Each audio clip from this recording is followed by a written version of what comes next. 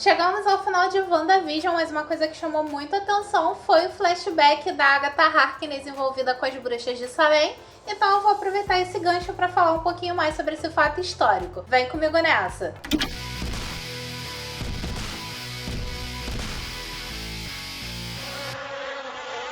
Oi, eu sou a Bá, você está no Bis, aqui onde rolam as melhores informações sobre a cultura pop. Por isso, se você ama esse universo tanto quanto eu, já desce aqui, se inscreve e ativa as notificações. Eu posso te garantir que o conteúdo vai valer muito a pena. E não esquece de deixar esse like aí, que é muito importante. Quem me conhece, quem já assistiu alguns vídeos do canal sabe que eu amo demais a cultura das bruxas. Sempre que eu tenho uma oportunidade de falar sobre isso, estou panfletando. E como eu amei WandaVision, que infelizmente já chegou ao fim, mas rolou referência lá de Agatha Harkness, que eu já amava por ser uma bruxa.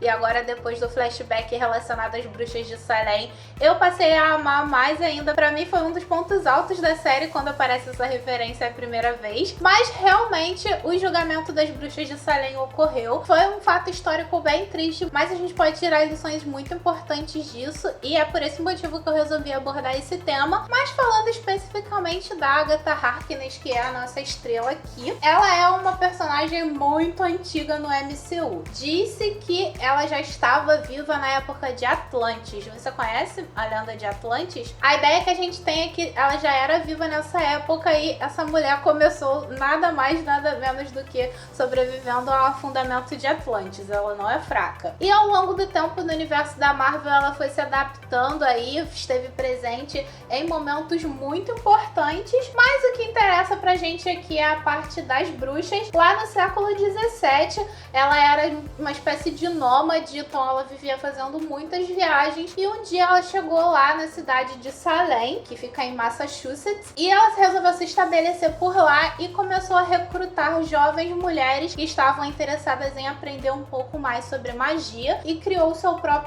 Coven, que é tipo uma pequena comunidade de bruxas ali que fazem assembleias recorrentes, que fazem reuniões tanto para trocar experiências como para promover eventos relacionados à bruxaria. Mas como isso começou a chamar a atenção na região, também começaram as denúncias, porque né, século 17, e a Agatha Harkness, que não era boba nem nada, viu uma excelente oportunidade aí de, na cabeça dela, não sei como isso se deu, mas ela pensou que talvez entregar as bruxas iniciantes e as bruxas mais fracas fosse fortalecer o Coven. Não sei exatamente como, mas ela fez isso, e esse flashback que a gente tem lá em WandaVision é justamente o Coven confrontando ela por causa disso. Mas depois que ela sai lá de Salem, ela continua durante um tempo lá como nômade e acaba chegando em Colorado. E lá no Colorado ela estabelece uma nova comunidade que fica conhecida como Nova Salem e faz parte da Terra 616 lá nos quadrinhos, que é um conceito lá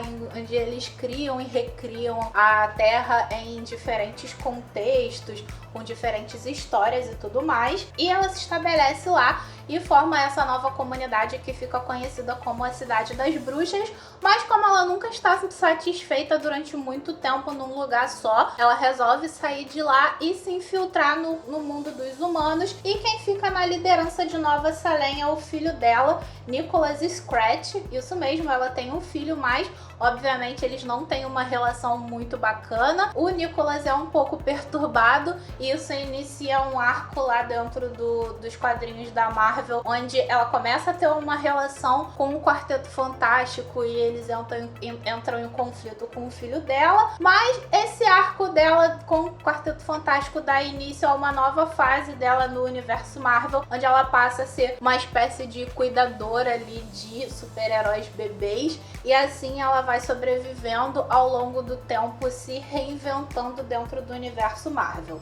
Já em relação ao que aconteceu realmente com as bruxas de Salem, a região era uma colônia britânica na época que vivia com muitos conflitos, principalmente com ataques aos indígenas. A gente sabe que a questão dos índios americanos lá nos Estados Unidos é bem intensa, tanto quanto a nossa questão aí com uma espécie de extermínio aos indígenas, mas lá é um pouco mais pesado. E óbvio que 1692 tinha toda essa questão da mulher submissa, do fanatismo religioso e tudo mais. Mas lá naquela época, a criança Betty Paris, que tinha 9 anos na época e era filha de um ministro religioso, pegou uma doença muito esquisita, com uns sintomas muito esquisitos, que eram esquisitos porque naquela época a medicina não era desenvolvida, então qualquer coisa fora do comum para ele já era estranho. Hoje em dia a gente meio que tem familiaridade com a maioria dos sintomas de doença, mas depois, com o resgate histórico do que aconteceu realmente nesse período, chegou-se à conclusão de que provavelmente o que a menina tinha era uma mistura de asma com epilepsia e, infelizmente, abuso infantil, que era muito comum nessa época, mas era uma coisa não muito comentada. E tinha uma outra versão lá de que ela teria ingerido um tipo de fungo, e naquela época também tudo era muito perigoso, a comida, o ar. Então, existiam essas duas linhas de pensamentos aí. Uma de que ela teria ingerido um fungo, e mais tarde um médico que também era meio fanático religioso sugeriu que provavelmente a doença dela poderia ser sobrenatural. Isso relacionado ao fato de que outra criança parente ali da menina começou a apresentar os mesmos sintomas. O pessoal começou a ficar meio cabreiro, mas o fato é que naquela época um livro fazia muito sucesso chamado Memoráveis Providências, escrito por Cotton Mather, e nesse livro descrevia-se ali a história de uma lavadeira de Boston que era suspeita de bruxaria, e nesse livro uma das vítimas das bruxarias dela apresentava o mesmo sintoma que a menina, filha lá do ministro religioso. E aí, como a humanidade é atacada pelas fake news desde sempre, o boato começou a tomar força, principalmente porque uma escrava chamada Tituba, que sempre contava ali para as crianças coisas relacionadas ao folclore e à cultura africana, como lendas de bruxaria e coisas relacionadas ao voodoo, as crianças começaram a acusar ela de bruxa. Isso começou a gerar uma pressão social muito forte nas escravas, porque, como tudo na história, as mulheres acabam levando a culpa e se tornando uma espécie de cortina de fumaça para as cagadas dos homens. Tinham muitas disputas territoriais e conflitos políticos, e para os governantes ali daquela época era interessante que essa questão toda aí fosse alimentada, porque enquanto o povo estava preocupado com isso, eles não estavam percebendo as cagadas que eles estavam fazendo, e começou a rolar uma pressão ali para as mulheres que tinham esses conhecimentos se declararem bruxas. E assim começou, uma atrás da outra, elas começaram realmente a se declarar praticantes de bruxaria. 150 pessoas foram presas e houve 20 execuções, incluindo homens, crianças e animais. Os animais por serem considerados guias espirituais das bruxas. Como eu já falei aqui num vídeo anterior sobre filmes sobre bruxas pra assistir no Halloween, se você quiser assistir, clica aqui no card ou no link da descrição, que também tá muito interessante e tem tudo a ver com esse assunto. Eu falei lá pra vocês que, na verdade, as praticantes de bruxaria ocultista relacionada ao satanismo até hoje são uma porcentagem muito pequena das bruxas. A maioria das mulheres que são consideradas bruxas são aquelas que dominam as ervas medicinais, os ciclos lunares, todos esses ensinamentos que são passados de mãe para filhas, ensinamentos ancestrais, e sempre são mulheres portadoras de grande conhecimento. As bruxas da era medieval eram mulheres que se reuniam secretamente para discutir os acontecimentos sociais, para trocar receitas, porque naquela época o conhecimento era muito vetado a elas, então obviamente que isso ia chamar um pouco de atenção, então qualquer mulher mais diferentona ali já era acusada de bruxaria ou alguma coisa relacionada ao sobrenatural, porque como o povo não tinha muito conhecimento e era muito religioso, era muito fácil fazer esse tipo de associação.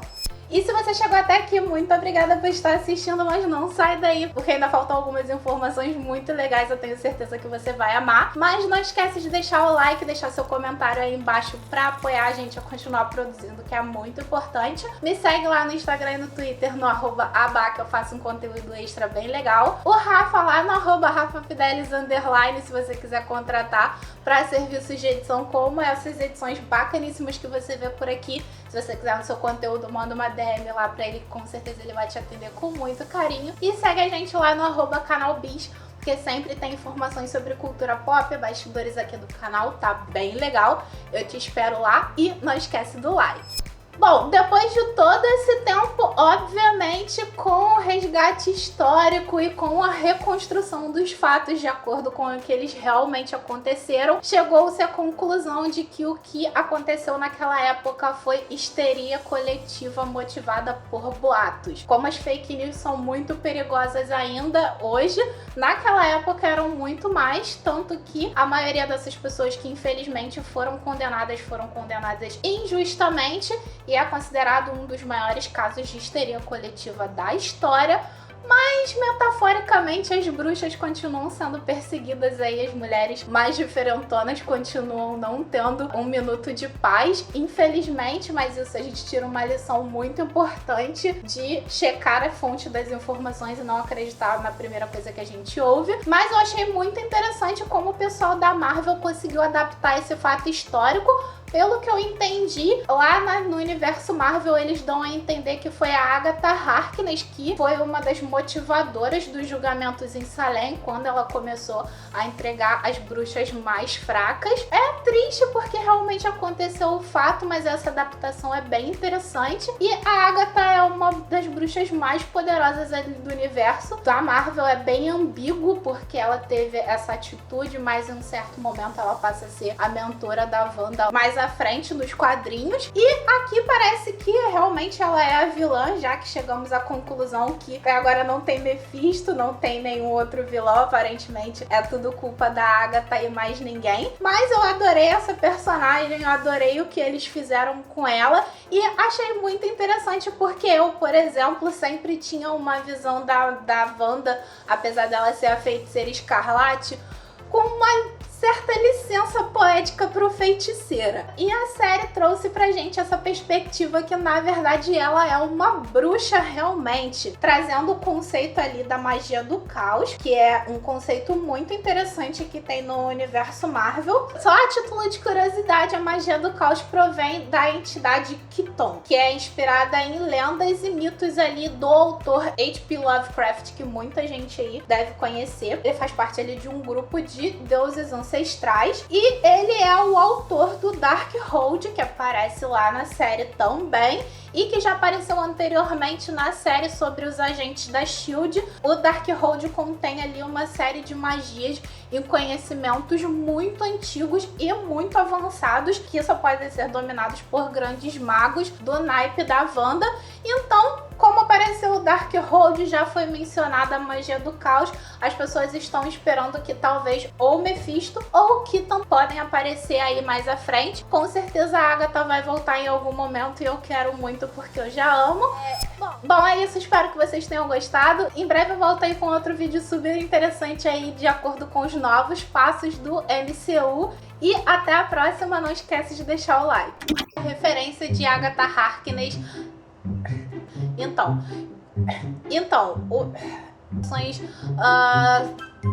ao longo do tempo aí no MCU, não, né? É bem tensa, às vezes, é bem tensa, tanto quanto